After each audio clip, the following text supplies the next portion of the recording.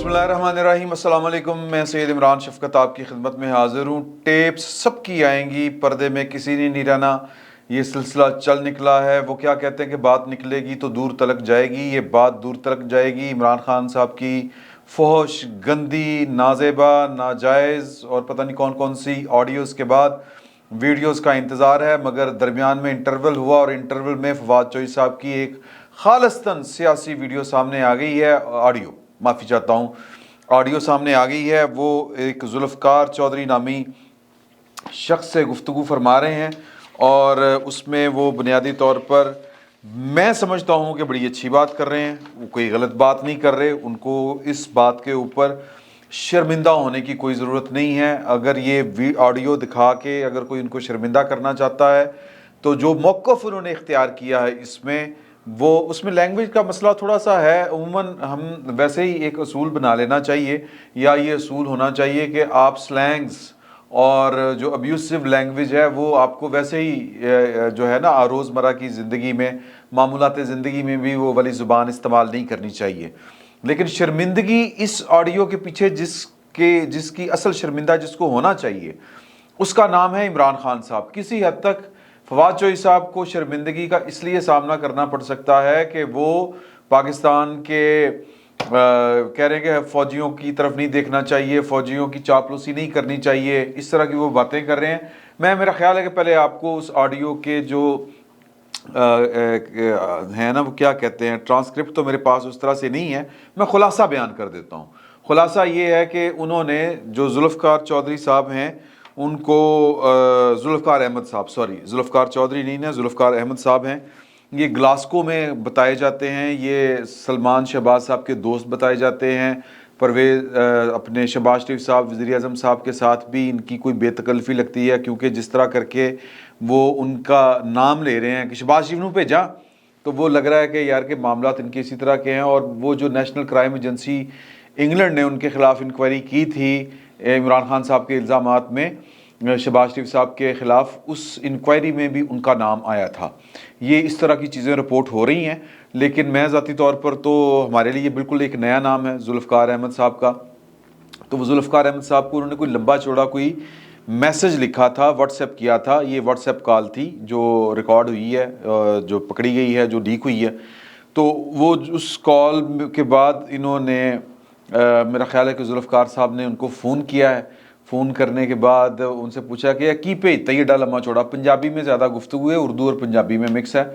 तो उन्होंने कहा कि यार पोलिटिकल पार्टियां हर वेले फौजियां दी सी टीसी ये वो है जी, वो खुशामद करते रहते हैं। एक यहाँ पे उन्होंने स्लैंग बोला है। अब यहाँ पे मेरा ख्याल है कि पहले क्रक्स आपको बता दूँ, फिर आगे मैं चल के इसको थोड़ा सा एलेबोरेट करता हूँ। तो उन्होंने कहा कि ये पॉलिटिकल पार्टियों को आपस में बैठ के बात करनी चाहिए। असी हर वेले फौज दे वाल वेखते रहने हैं, इस तरह नहीं ठीक। तो ए सलमान नूं भजवाओ। तो उन्होंने कहा कि ठीक है भजवा देना। तो हाँ ठीक कह रहे तुसीं, लेकिन मैनूं लगदा इहनूं नाअहल कर देना उन्होंने। उन्होंने कहा नाअहल कर देंगे तो फिर रौला ही है ना, की फायदा। ये वाली उन्होंने बात कही। तो बस सानूं आपस में बैठ के गल करनी चाहिए। तुसीं उन्हां कोलों पुछो कि तुसीं पीटीआई कोलों की फेवर चाहते हो, क्या रायत चाहते हैं आप। फेवर का ही लफ्ज़ बोला है ना प्रोड्यूसर साहब, इसी तरह के लफ्ज़ उन्होंने बोला है कि आप उनसे क्या फेवर चाहते हैं, या क्या इसी तरह का अगर एक उन्होंने लफ्ज़ बोला है। मेरा ख्याल है कि मैं सुना ना दूँ प्रोड्यूसर साहब, अगर आप इजाज़त दें तो सुनाने में तो कोई हर्ज नहीं है। ये सुना। अल्लाह का शुक्र सब कैसा है? लंबी मैसेज की लेके भेजी है मैंने। कट गई कॉल, डिस्कनेक्टिंग, हेलो, रिकनेक्टिंग। जो है वो फौजियों के सियासी जमातें जो है वो फौजियों की बात करना आपस में बात करें। नहीं, बात तो आपकी सही है, बट ਇਹਦਾ मतलब ਕੀ ਹੈ? मैं तो पढ़ी नहीं हुई एडी लंबी मैसेज तो तेन कॉल कर लगा सीगा कि की करना ये करना की है जनाब। यही मतलब है उसका कि फ्रेमवर्क जो है सियासतदानों को आपस में बनाना चाहिए। वो हर वक्त ऐसे जड़े हर वेले फौजियों को देखते रहने हैं की करेंगे की करें। सही सही, चलिए ठीक है, ये रेलेवेंट क्वार्टर्स को भेज दो।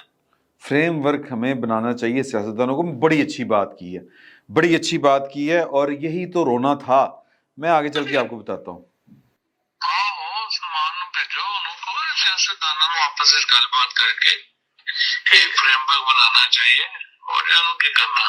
صحیح فوج میں نہیں کرنا. نہیں پوچھو ان سے یہ پوچھو کہ آخر مطلب آپ کیا کنسیشنز کیا چاہتے ہیں پی ٹی آئی سے. صحیح صحیح ہے 100%. پر ਇਹਨੂੰ ਨਾਇਲ ਕਰ ਦੇਣਾ ਮੈਨੂੰ ਲੱਗਦਾ ਇਮਰਾਨ ਖਾਨ ਨੂੰ ਨਾਇਲ ਕਰ ਦੇਣਗੇ ਨਹੀਂ ਉਹ ਕਰ ਦੇਣਗੇ ਤਾਂ ਰੋਲਾ ਹੀ ਹੈ ਨਾ ਉਹਦਾ ਕੀ ਫਾਇਦਾ. ਹਾਂ ਸਹੀ ਗੱਲ ਹੈ. ਚਲੋ ਔਰ ਮੈਂ ਭੇਜਦਾ ਮੈਂ ਸ਼ਬਾਜ਼ ਸ਼ਰੀਫ ਨੂੰ ਡਾਇਰੈਕਟ ਭੇਜਦਾ ਮੈਂ ਮੈਸੇਜ ਕੋ ਸੁਲੇਮਾਨ ਨੂੰ ਭੇਜਾਂ. ਸ਼ਬਾਜ਼ ਸ਼ਰੀਫ ਨੂੰ ਭੇਜੋ ਤੁਸੀਂ ਡਾਇਰੈਕਟ. ਠੀਕ ਆ ਬਟ ਉਹਦਾ ਤੁਸੀਂ ਨਾਂ ਕਿਉਂ ਥੱਲੇ ਲਿਖਿਆ ਸ਼ਬਾਜ਼ ਸ਼ਰੀਫ. نہیں وہ تو بندے کسی نے لکھا ہے خود پیسے بنا کے بھیجتا ہوں چھوٹا اتنا پڑھنے چلے وہ بھی بھجوا کے بھجوائیں وہ چھوٹی میسج بھی بھجوائیں. تو یہ جناب علی معاملات زندگی ہیں یا معاملات ہیں سیاسی.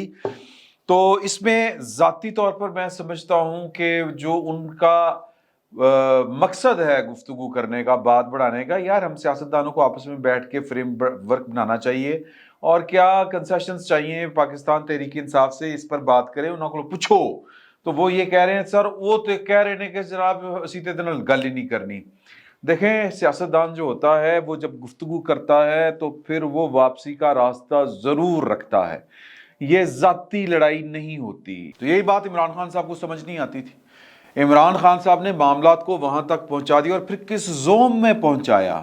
اس زوم میں پہنچایا کہ یہ دونوں پولیٹیکل پارٹیاں پاکستان کی فوج کو ہضم نہیں ہوتی. پاکستان کی فوج ان کو ایلیمنیٹ کرنا چاہتی ہے. کم از کم ان کی جو لیڈرشپ ہے وہ اگر آپ جو ہے نا وہ جو تازہ ترین واردات ہے کہ باجوہ صاحب نے یہ جو حامد میر صاحب نے گفتگو کی ہے خواجہ سعد رفیق صاحب کے والد کی برسی کے اوپر اس میں جو انہوں نے خطاب میں جو انکشاف کیا ہے کہ وہ ایک میٹنگ ہوئی 2018 کے انتخابات سے قبل شہباز شریف صاحب کو بلایا گیا. باجوہ صاحب کی سربراہی میں وہ میٹنگ ہو رہی تھی. نوید مختار صاحب ڈی جی ایس آئی تھے, ڈی جی سی اور فیض حمید صاحب تھے. ان کو بلا کے پوچھا گیا حکومت آپ کو دے دیتے ہیں چلائیں گے کس طرح. مطلب یہ کہ نواز شریف کا وجود قابل برداشت نہیں تھا. نواز شریف کو مریم نواز کو سسٹم سے آؤٹ کرنا مقصود تھا تو اس لیے ان کو نااہل کیا گیا. وہ دونوں اس لیے نہیں بھاتے تھے کہ جو ہے پیپلز پارٹی کی طرف سے بے نظیر بھٹو کے بعد تو معاملہ اور طرح کا ہو گیا.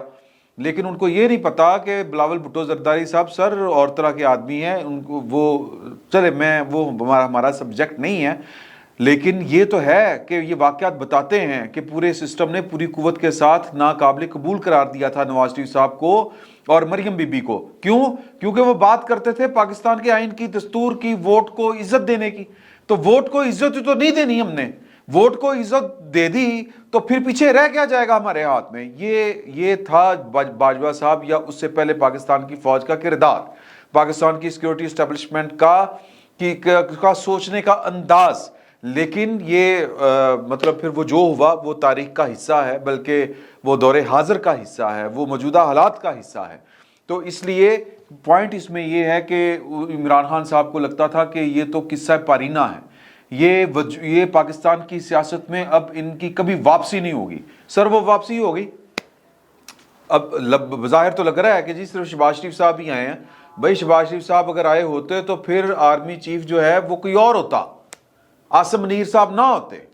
یا پھر اگر شہباز شریف صاحب ہی اکیلے واپس آئے ہیں, نواز شریف صاحب نہیں آئے تو سر پھر وہ پہلے آ چکے ہوتے.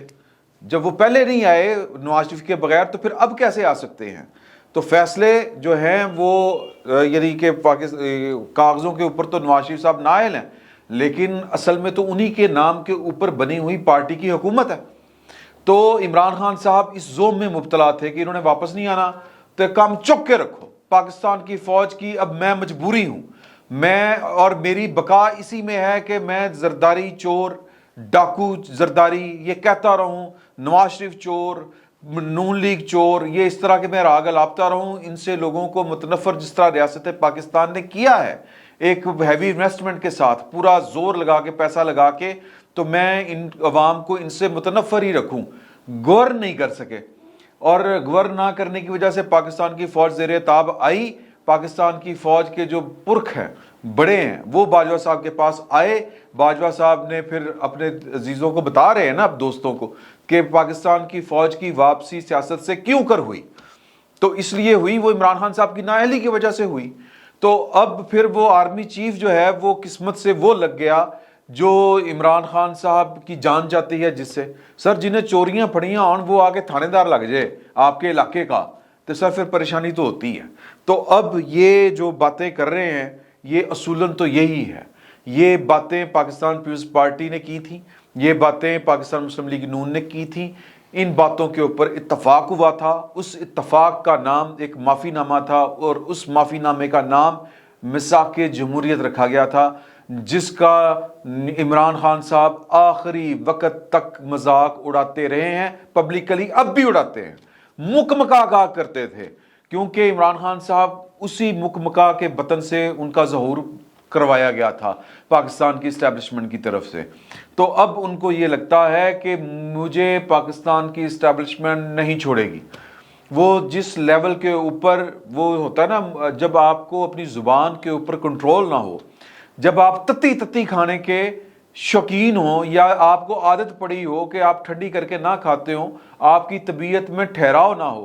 طبیعت میں ٹھہراؤ سر نواز شریف صاحب کو چوتھی دفعہ وزیر اعظم کی کرسی کے قریب لے آیا ہے، پاکستان کی ریاست کی پوری قوت کی خلاف مخالفت کے باوجود۔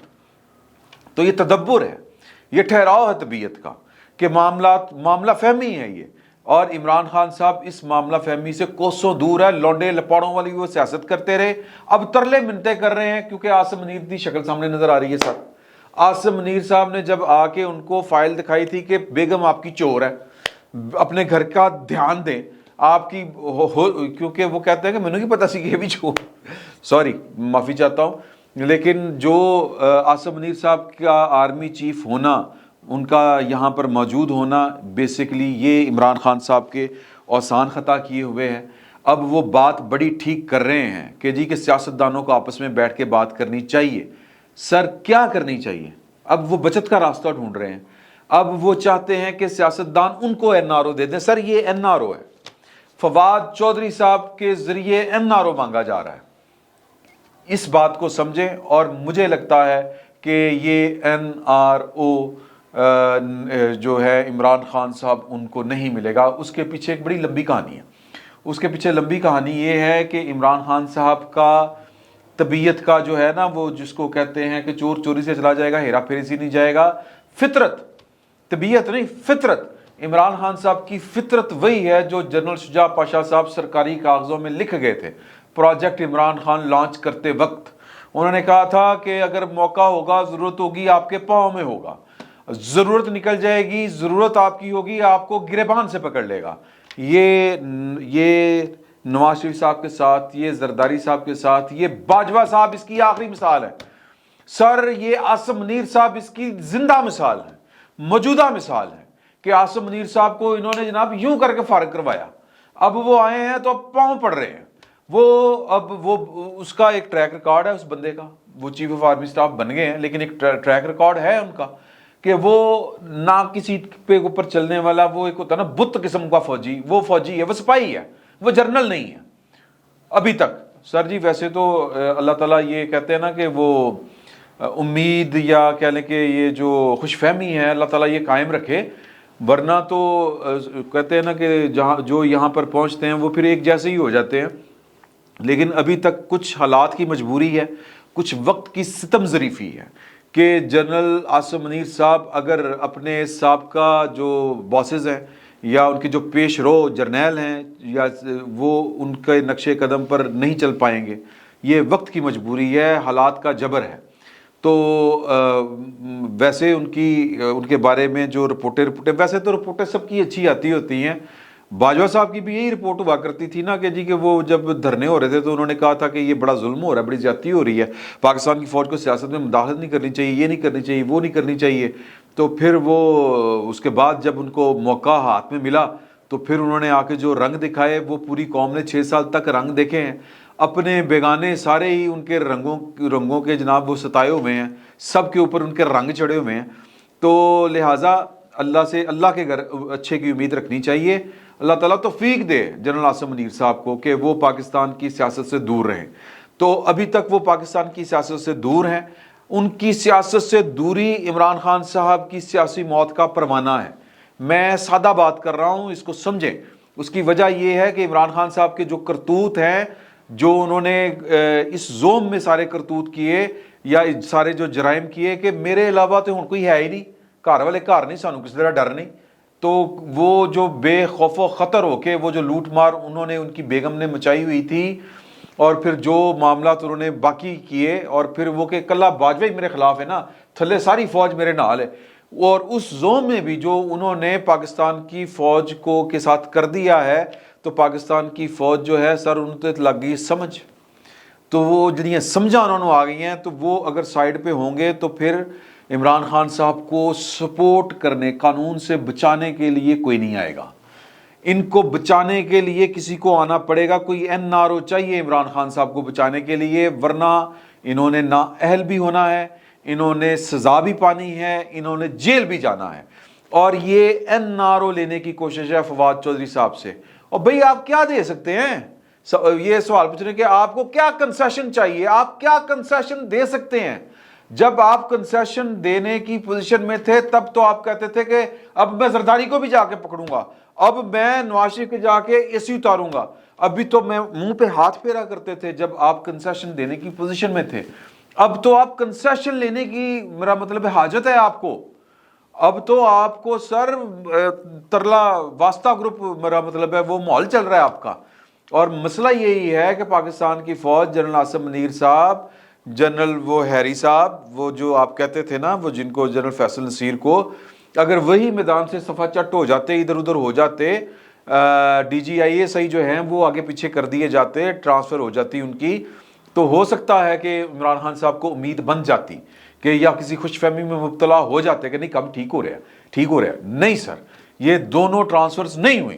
ان دونوں ٹرانسفرز نہ ہونے کا مطلب یہ ہے کہ پاکستان کی فوج عمران خان صاحب کا دباؤ قبول نہیں کر رہی, اور ادھر گورنمنٹ دباؤ قبول نہیں کر رہی. تو سر کس چیز کی کنسیشن آپ نے دینی ہے؟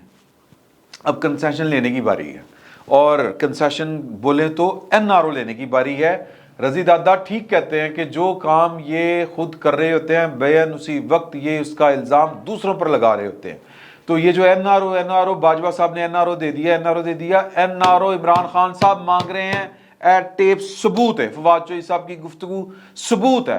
تو میں ذاتی طور پر یہ سمجھتا ہوں کہ سیاستدانوں کو آپس میں بیٹھ کے بات چیت کرنی چاہیے, لیکن یہ آڈیو لیک ہونے کا مقصد ہی یہ ہے کہ سیاستدان شاید یوں کر کے مل کے آپس میں نہ بیٹھیں, اور ویسے بھی بیٹھنے والوں کا سیاستدان ہونا بھی ضروری ہے. اور عمران خان صاحب تو خود کو سیاستدان کہتے بھی نہیں, مانتے بھی نہیں.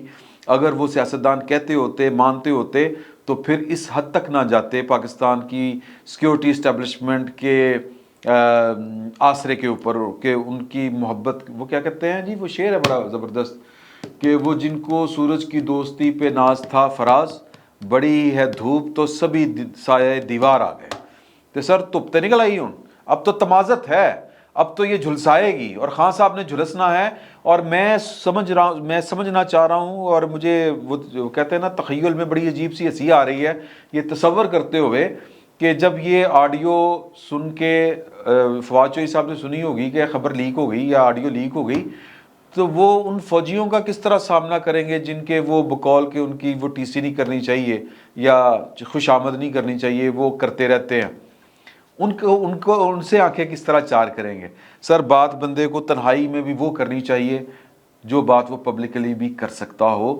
یہ بڑے لوگوں کا اصول ہے, اور ہمارے چھوٹے چھوٹے لوگ جب بڑے بننے کی کوشش کرتے ہیں یہ اصول یا اس اصول پر عمل نہیں کر سکتے, اس لیے یہ بے اصولی ان کو بڑا نہیں ہونے دیتی. فی الوقت اتنا ہی, بہت بہت شکریہ.